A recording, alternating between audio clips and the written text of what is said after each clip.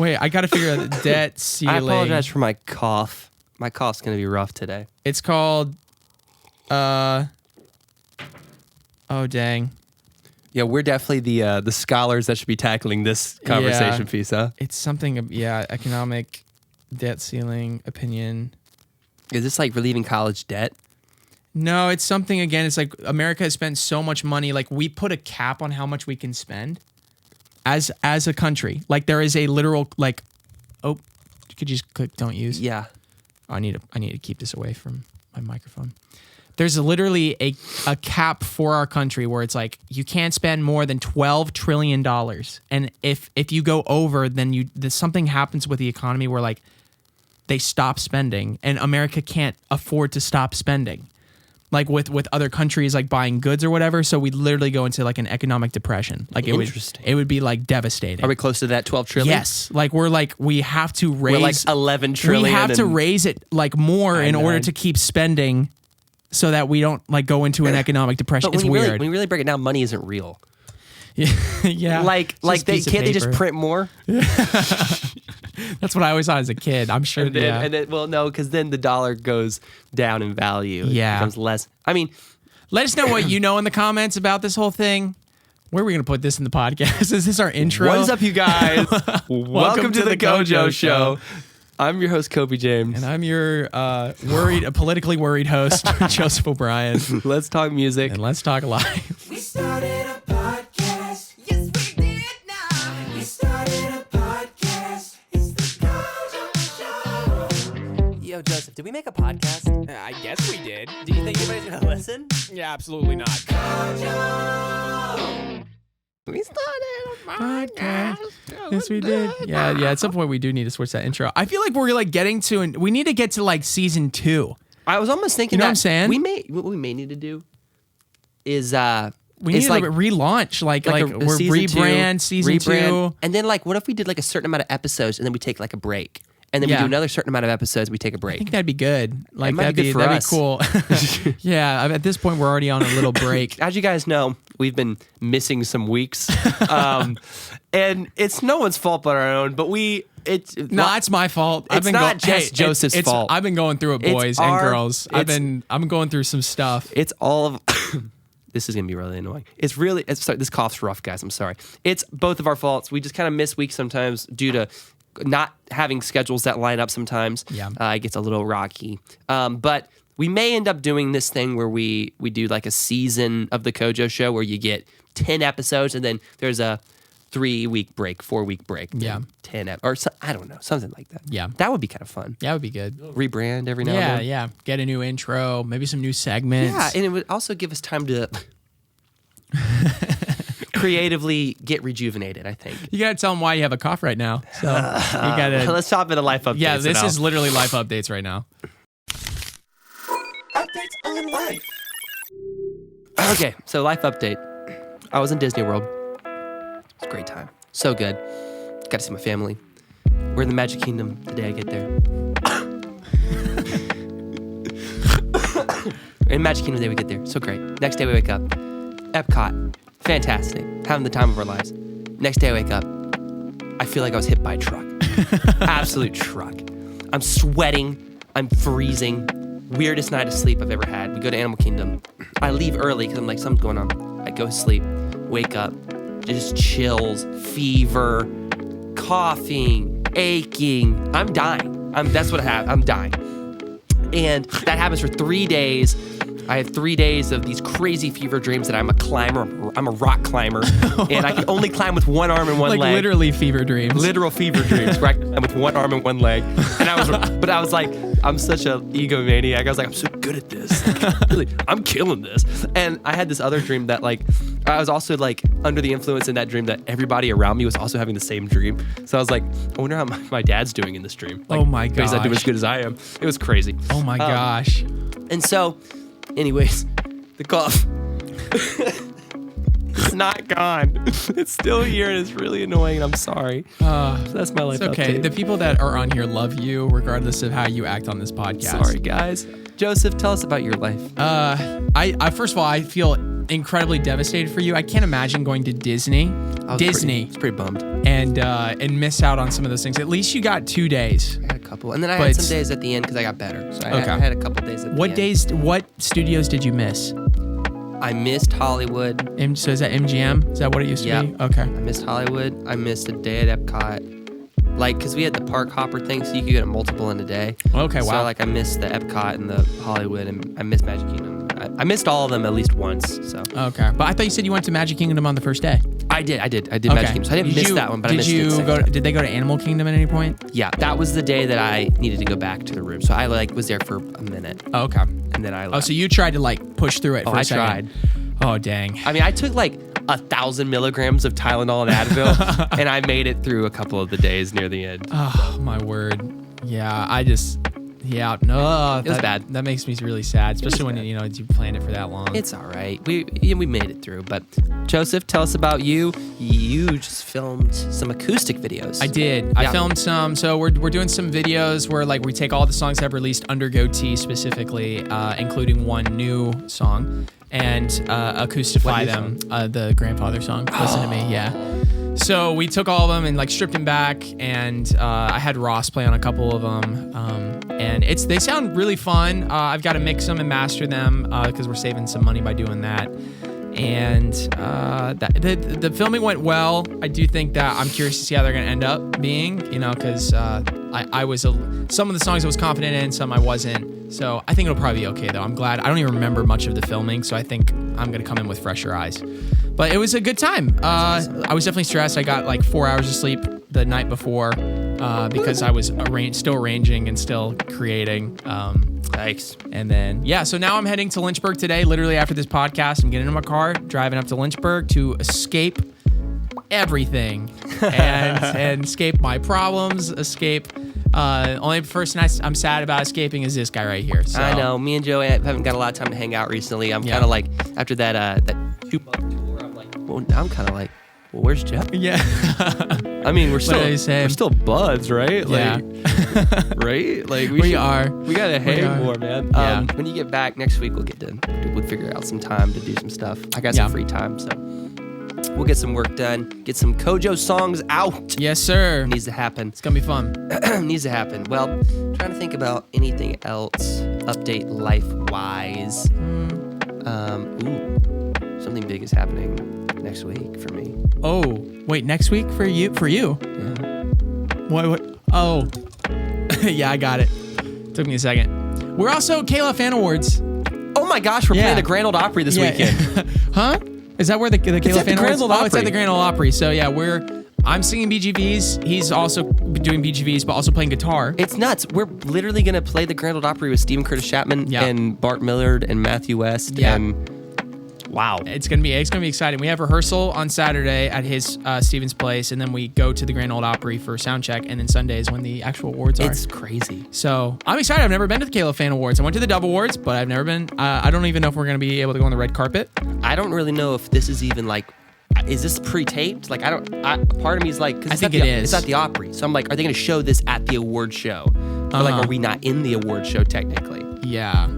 I don't know. Part of me's thinking it's that because I don't think it's at the Opry, the award show. Huh? You know what I mean? Well, maybe it is, right? I don't know. They probably present from the stage and stuff. I think. I guess we're gonna find out. We're gonna figure it out. We're gonna find out. It's gonna be really sweet. I've never been to the Opry before. Have you been? No, I've never been. Yeah. So this is gonna be neat for both of us. Get to go to the Opry for the first time, and sorry, I didn't want to burp in the mic. Go to the Opry, and it's just gonna be awesome. So that's happening, and then next week something really cool's happening. I'm not gonna say what. Zip. Keep it to yourself in the comments if you know what it is. Name out shut. Oh man. Oh, well, I think we should move on to this next segment. I think right? that's a great plan. Okay, let's hop into Did the Movie Move Me? Did the movie move me? All right. All right, Joe. What movie are we talking about today? Bro, we talking about Dungeons and Dragons, which Dungeons and came out before Dragons. Guardians of the Galaxy, but we felt like we needed to talk about that first. But this is the mythical, like I would say, or Fantasyland Guardians of the Galaxy. It's fantasy. It's literally Guardians. It's so fun. Oh yeah, Holy crud! Wasn't expecting that too, right? No, Even from the trailer, I was like, yeah, it's fine, but I did not think it was going to hit as hard as it did. A banger. Chris Pine did amazing. Holga, whatever the actress girl's name is, she was funny. Yeah. It was just great. And the first time you saw it, right, was when we were on tour in West Yellowstone, right? Was that? Yes. Yeah. So like when we saw it at the IMAX theater. Yes. Okay. That was the first time I saw it. It was so good. Now, one thing I did find out about it is it's doing not great at the box office. Really? Really bad.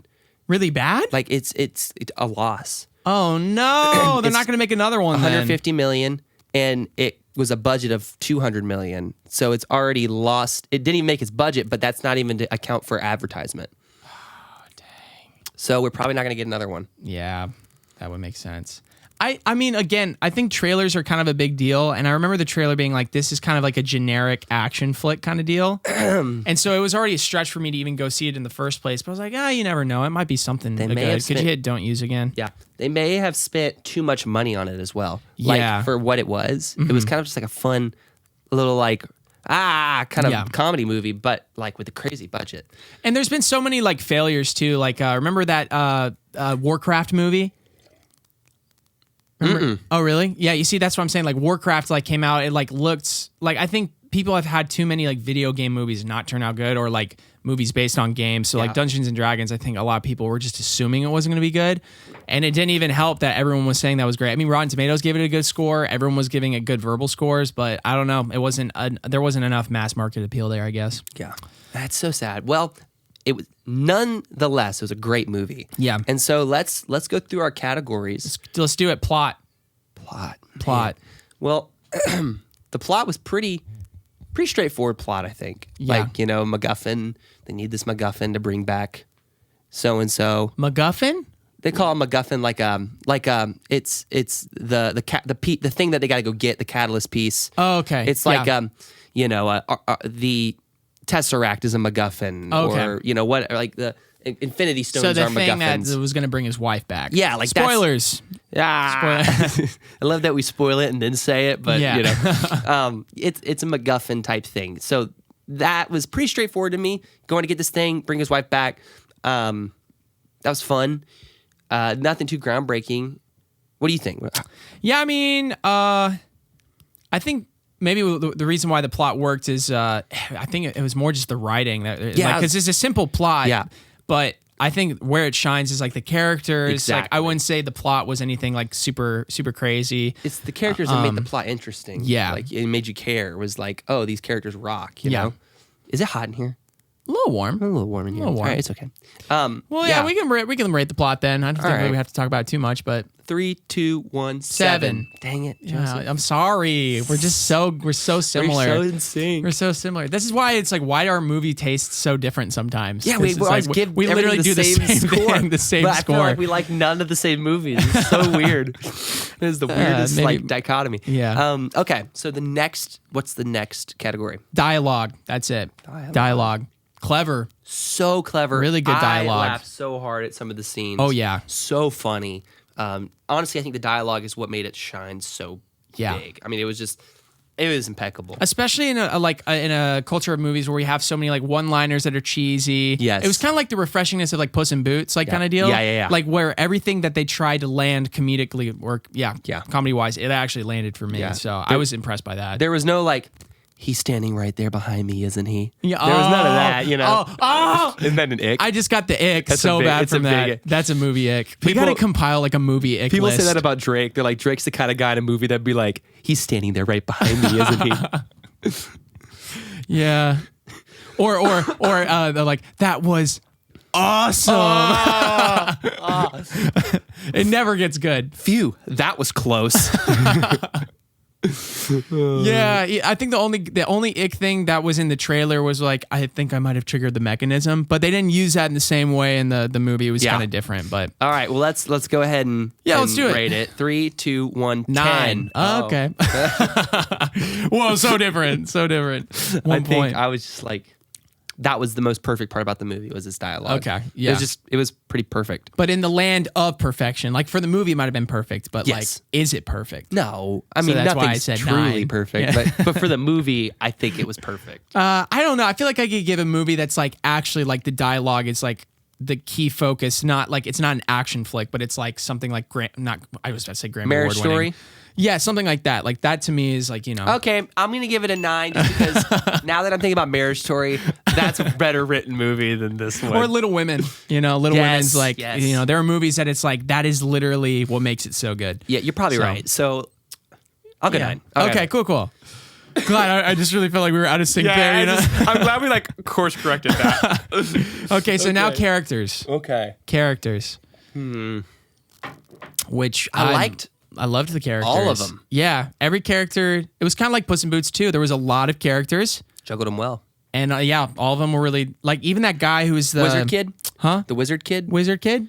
You know, the little kid that was a wizard and he Oh, like he had to learn how to like Yeah. get in tune with the helmet. Yeah, that was so even him. I good. thought he was gonna be annoying, but he wasn't. But I'm talking about that guy who shows up, who's kind of the stoic hero. Oh my Like gosh. I He thought I was was- gonna hate him. he was but he was amazing. so funny. Like every character was great. Chris Pine too. Like the first time I laughed so hard in the movie was this scene where Chris Pine is tied up. Yes. And Holga is like Yes. beating up all these like guards or whatever, and he's like just like, oh, we got him now. And it was like so trying to get funny. his Yeah. thing untied. And Dude, then- it's so good. And then he ends up, hitting the guy with what was it, a lute or whatever? Yeah, like his character, he honestly doesn't serve much of a purpose except to like He's be morale, literally team useless. morale. Like, yeah, it's great. I Yeah. mean, I think characters, man. I could give them. Want to rate them? Yeah, let's go for it. 3, 2, 1, 9. 10. I was gonna say 10. Did you say 10? Yeah, I say 10. Wow. Yeah, I love the characters. I thought they were all great. So That's And their crazy. chemistry was like out the wazoo, super good. Yeah, I said 10 too because You're gonna say 10? no, I did. I said 10. That's what I said. Oh, I thought you said 9. I did. Okay. I'm gonna say 9 because I think that they were almost perfect. I liked all of them. I just The don't. daughter was the only one that I didn't really like. Yeah, too much. I hated the daughter.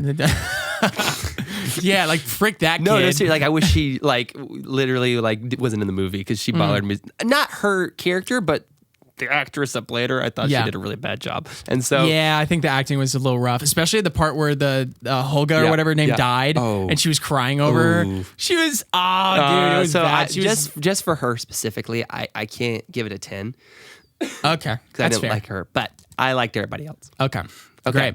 So that leads us with Score. score. There's one more though, actually. Cinematography. Oh. We gotta do cinematography. It was actually pretty beautiful looked, movie. It looked beautiful. I mean, it's not like Lord of the Rings beautiful. Oh, it was very different. It was more like I could tell there was CGI, but I felt like the CGI was stronger than some Marvel movies for sure. I mean, Like- it wasn't Quantumanium, but it was pretty good. Yeah. Like, but even like Bradley Cooper, like you could tell something was like really off, like Yeah. with how they like did him as a Yeah, character, yeah, like yeah. as a hobbit. So, CGI wise and cinematography, I think it could have been a little stronger. But I mean, I thought it was a pretty like colorful movie. It was very So, colorful. I liked them in the mines and with that dragon and stuff. Yeah. It looked beautiful in there. So Yeah. Okay. We're Okay. ready to give it. Yeah, I'm good. 3, 2, 1, 7. Okay. 7 was solid. I think maybe I went a little high. It's a little high. Yeah, it is a little high. Dang. Okay. Daggum. I'd give Guardians an 8, but I don't know. Oh, Guardians, I thought was like a 9 or Maybe I said 9, or 8 or 9. Yeah. but 7 feels right. I don't know. It was good. It wasn't great. Wouldn't blow me away. Yeah. All right, Fair. score. I should move it to a 7. I'm officially moving my answer to 7. It's a 7. It's a 7. Okay, score. Score.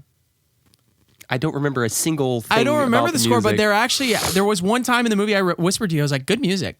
Oh, that's right. It had one or two moments when it was like sad that the score was actually pretty good. But overall, I mean, it was like, the typical strings, nothing crazy. I'd give it.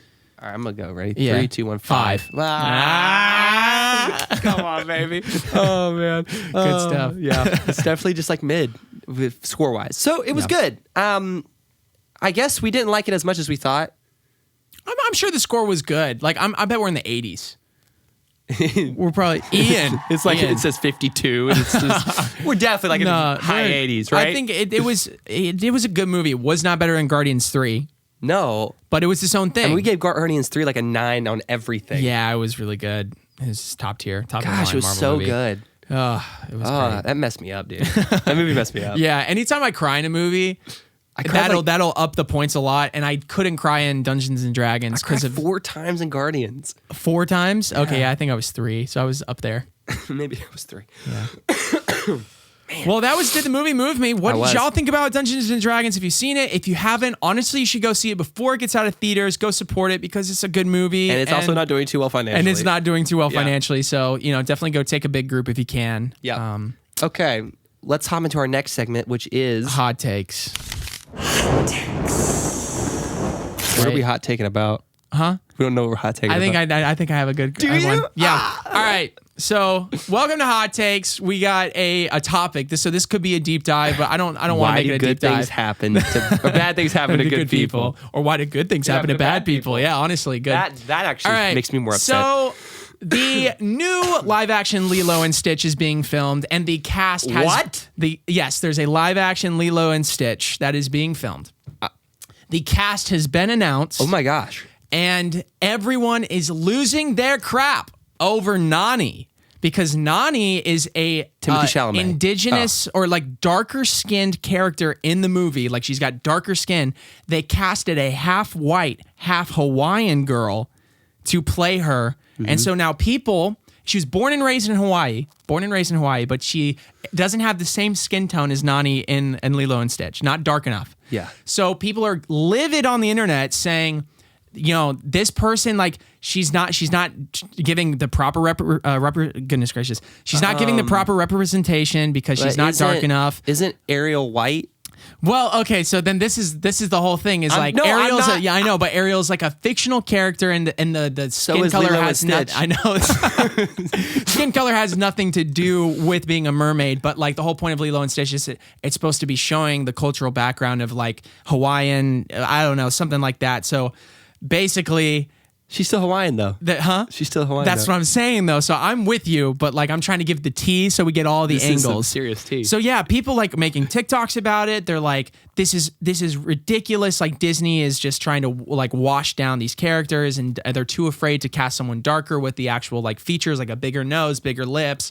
Where in reality, Disney made a big statement by casting Ariel as black. That's what I'm saying. And everyone was like, hey, this is great. This is good inclusion and stuff like that. It's definitely a double standard. Seems to be a bit. It's definitely double standard.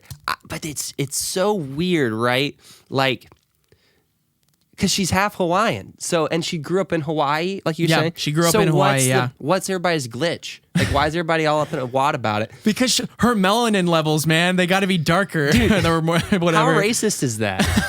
That's so racist. Yeah, this poor girl's getting like literally like beat up on the internet because they're just like, some people are saying, why did you audition for this role? That's like, so racist towards her. Well, it's really discouraging because for her, this is like one of her biggest breaks. She just got cast for a Disney movie. That's a big franchise, Lilo and Stitch, whatever.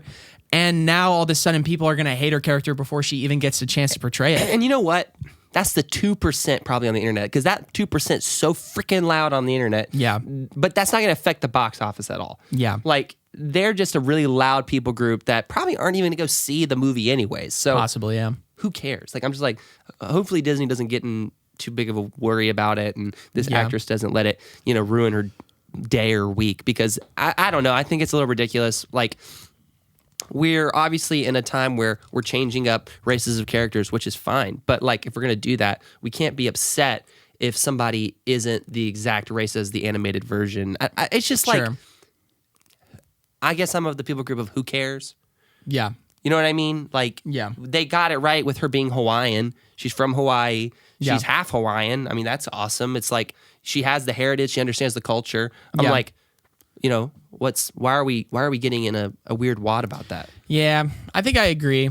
Yeah, I probably agree. It's weird. I get it. Like, because people get so emotionally attached to these cartoon characters. Like, I will say, when I first heard that Ariel was like casted as black, I was like a little thrown off, because you have this vision of like, this is Ariel. Like, she's flowing red, like bright red hair, and she's got this look. And then all of a sudden you see the trailer and you're like, that doesn't look anything like Ariel. Yeah. But like the thing is, I'm gonna try to not let that get in the way of hopefully a good movie. Yeah, I mean, it so, didn't. so yeah, I could see the frustration, but this one is a little weird because she's definitely Hawaiian. She's a little darker skinned. She's just not apparently dark enough. Yeah, I didn't really care about the Ariel situation. It didn't bother me. I was just kind of like, sure, whatever. She's a great actress, hopefully, and that's why they did it, and it's gonna be cool. But it is a little strange. I mean, it is just different from the cartoon. I mean, it is also strange when you go with Aladdin, and it's like we do pick people that are of the same color as the people, the cartoon characters. It's like they did that. So it's just weird. I don't really I don't understand the rules of a lot of this. Yeah. Like the internet seems to have rules towards what is okay and what isn't okay. And I don't know what those rules are. And I don't even think they know what the rules are. Sure. You know what I mean? I think they just kind of go off emotion and what makes sense to them. They're like, oh, we're going to freak out over this, but we're not going to freak out over this. I don't know. Yeah. It just feels like sometimes people just like to get upset over things, Yeah. Do you feel like though, like for you, like I just want things to never be like a statement. Like sometimes I wonder if like Disney does stuff because they're trying to make a statement. They absolutely do. And that's what I don't like. It's like I'd rather just like, they're like, oh, we're making this guy, gay, or we're making this guy this. And it's like, it's never to suit the character. Yeah. It's always to make a point that this is the first gay character. They're breaking down walls. Yeah, we're breaking down. But like, does that service the characters? Does it service the movie? Does it service the story? Yeah. Typically, no. Yeah. Typically, most no. of the time, no. And so that's where I think we're losing it in the art side of things, and why Disney's honestly not as good as it used to be is because we're worried about making people happy over actually telling good stories. Yeah. It's about being more of a virtue signaler and doing all this stuff to like make people on the internet stoked when these stories that are being told, none of this is helping the story. None of this is growing, making the characters have dilemmas that are interesting or complicated. It's just like doing it to do it. Yeah. And so, yeah. Well, we'll see how it progresses. Hopefully this girl doesn't get fired. That would be really sad. She won't. She would be probably very devastated. There's no way.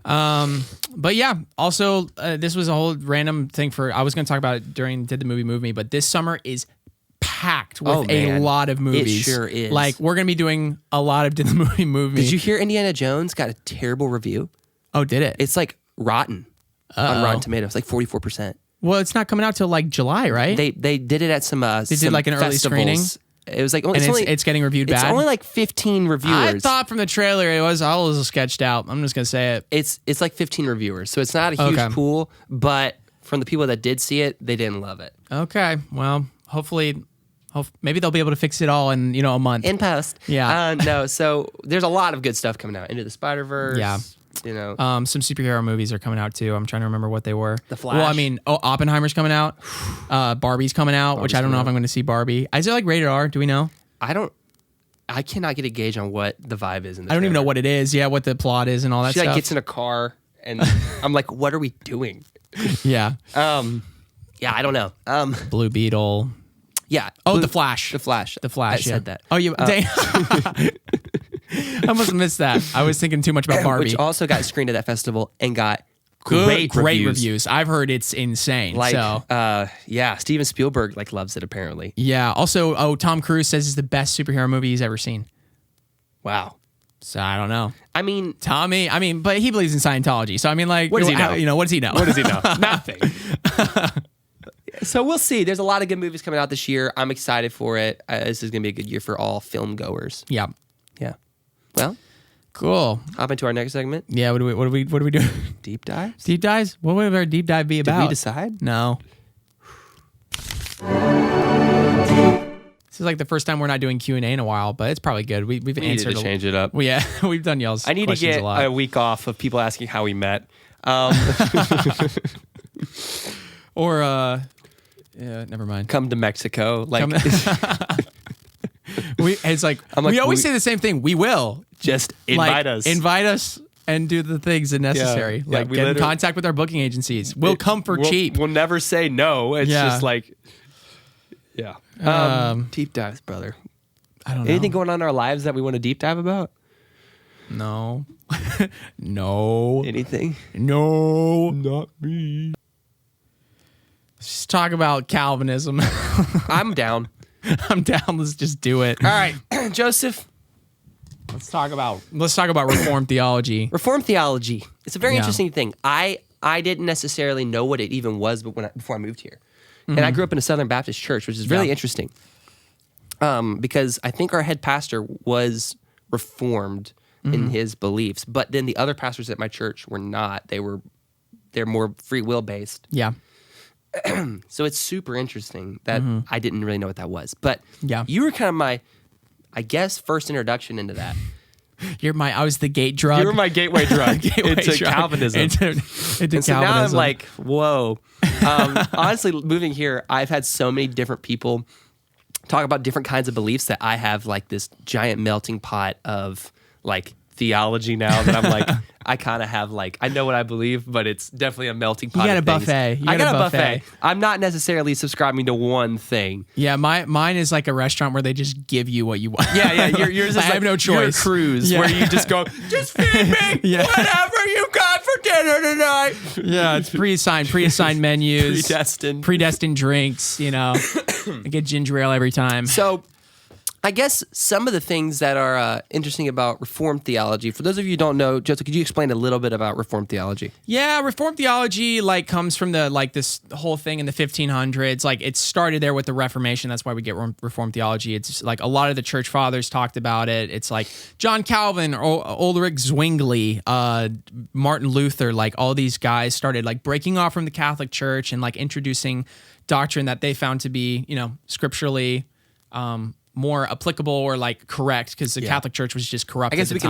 can all agree the Catholics didn't get it right. The Roman Catholics, especially in the 1500s, with indulgences, all this different stuff was just crazy, right? Yeah. So, and they wanted scripture to be like understood by all because Roman Catholic Church was all about, hey, we're going to read in Latin, but this was like in Germany, so people couldn't even understand scripture. They didn't even know. They would just go because like that's what the Roman Catholic priests were telling them to do, like come to church and you'll be saved, and take the sacraments, you'll be saved. Oh, do indulgences and you get other people into heaven. Anyway, this is an unnecessary history lesson. All I have to say is, this is where it was birthed. It was like the five sola scriptura, sola, like by grace alone, by faith alone, through scripture alone, all this blah, blah, blah, blah, blah.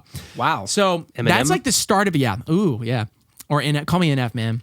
Yeah. I'm the Christian version. So that was the start of like the Reformation. And then it's kind of evolved. Like Reformed theology is really revolving around this idea of God's sovereignty. It's got, God predestining things to take place. So like when you read Romans 8 or Ephesians 1, when it says, and God predestined those to be conformed to the image of his son, or like when it's Peter, when Peter on the day of Pentecost, like preached, it says like, and there were like 7,000 that were like appointed to believe. They were appointed or elected to believe. So you have all this terminology and we're like, well, what does that mean? And the idea is that God, not based on any merit or any like human will or action. I hate saying this. It's hard. It's hard to. But like he determined before the foundation of the world who was going to be his children and who was not. And you have to read Romans 9 too, which talks about like God, like creating vessels of mercy and vessels of grace, and then but also vessels of wrath. And it's like. Here's where I want to like explain. Like I feel Disclaimer. I feel like I'm pretty reasonable. There's a section of what I believe that I won't go into because it's rabbit trails. Like John Piper says, there's not one molecule in the universe that's in rebellion against God's will, which means like any action that I do, like that was predestined right there. He would say that, and I don't like to talk about that stuff. That's where I want to ask honestly a little bit for me who didn't grow up in it and doesn't understand all of it and the ins and outs, and for people listening, like so the sovereignty of God, the idea of that is that things are predestined to happen. I've understood that. I've heard that from people before. Yeah. But how the extent of how far that goes is what's interesting to me. That's where it gets gray, I feel like. Because some people will say just grace alone, like the being a Christian or not was predestined, which gets sketchy in some churches just because it's like people say grace is a gift that you can accept. Yeah. But what it's saying in Calvinism's words is like you were picked from the beginning. So yeah, it's not really a choice. But regardless of that, there's some people who go further and say everything that happens is God deciding that's supposed to happen. Like well, I'd love to know where you fall on that, but then also like what the like it just gets complicated, I think, when it comes to like, you know, it hurts sickness too. and like, Yeah. you know, stuff like that gets really like, it just gets confusing almost more so. Yeah. I think I've always stood my ground on salvific predestination, which is just the idea of like, before I knew Jesus, like there was nothing that I could have done to earn salvation, obviously, but like I was totally like and completely like Ephesians or 1 or 2 says is like I was spiritually dead in the trespasses of my sins. It was like the idea of God I would have like just stiff armed, but like God had to do a work in my heart in order for me to even like have like the receiving faith or like repentance and all those things, is because God had to do that regenerative work in me before, you know, like so that I could even respond to him. Right. So like that has to do, you know, just with the like knowing who I am as a human, like total depravity. That's like really what I put a lot of emphasis on, is like humans apart from God can do no good. Not meaning that they can't like give food to orphans and do all these things, but the heart motive is always going to be corrupt. Sin is like completely like, and you know, it darkened all of our hearts and our understanding. So it's like nothing, you could do nothing from a truly pure motive. And even if somehow you could, it's like to God, everything has to be for the glory of him. If it's not done for the glory of him, or if it's not done out of faith, it's sin. Yeah. That's like scripture literally says that. If it's not done out of faith, it's wrong. Yeah. So I think for me, I try to stop there. I think it's a healthy spot to stop. It's a good, if you go any further, like that's where I went to college. When I was at Boyce, that's like that. Everyone would talk about that, is like, someone tried to explain it to me like we're all actors reading a script, like we want to read it, and it's like it was weird, bro. No. Like it got so annoying because it's like you're thinking about it too much. Like all we need to know is that God is like doing a work in us on a day-to-day basis, right? He's like conforming us to the image of his son, but at the same time, like scripture, the whole point is like it gives us like responsibility and will, and like there needs to be a balance of like, oh, I have responsibility, but also God is sovereign. And that line is always going to be a little tricky, just like God is perfectly just, but perfectly merciful. It's like, there are things we just can't comprehend. So all I know is that you can't ignore the scriptures that talk about God predestining things or hardening people's hearts. I mean, like God hardened Pharaoh's heart, you know, but he like also hardened his own heart. So like there's weird stuff there, you know? Yeah. Yeah. I mean, there is a lot of things that God's done that he doesn't necessarily do now too, like turning people into a pillar of salt and stuff like that. Like there is some of that too. It's like, you know, why is that God is the same God, but why is that version of God that we see then not necessarily doing the same things now? And there's, you know, some of those while questions being the same yesterday, today, you know, exactly. There's some weird questions there, and I think a lot of that comes for me. I account some of that to Jesus taking the wrath of God, which you know. In the Old Testament, the wrath of God was in full flesh. You could get the love of God, but you could also experience the wrath of God in the sense of he could, you know, burn a whole city or, you know, whatever. And now he doesn't do that because Jesus took that punishment. Now, I get like, so yeah, with all of that, I don't believe in the predestined side of that necessarily. I mean, I think I can comprehend some of that being possible, and I'm not necessarily turned against like that being what it is. Like my view of that, honestly, my view of God right now is if I die and my view is incorrect, I have peace with that. Like when I get to heaven and I'm like, oh, I was wrong. Well, that's okay because he's God. Yeah. And he's got a much better understanding of all of this than I do. And so, you know, if what I thought, you know, through my whole life was a little bit off, that's all right. I'm okay with that as long as I feel like I tried my best to pursue the truth. You know, that's all you can do because everybody's, there's so many denominations. There's so many versions of the one said truth. It's hard, man. Yeah. Yeah, it's true. It's hard. It's fair. Yeah. But we got the Bible though, man, right? We do.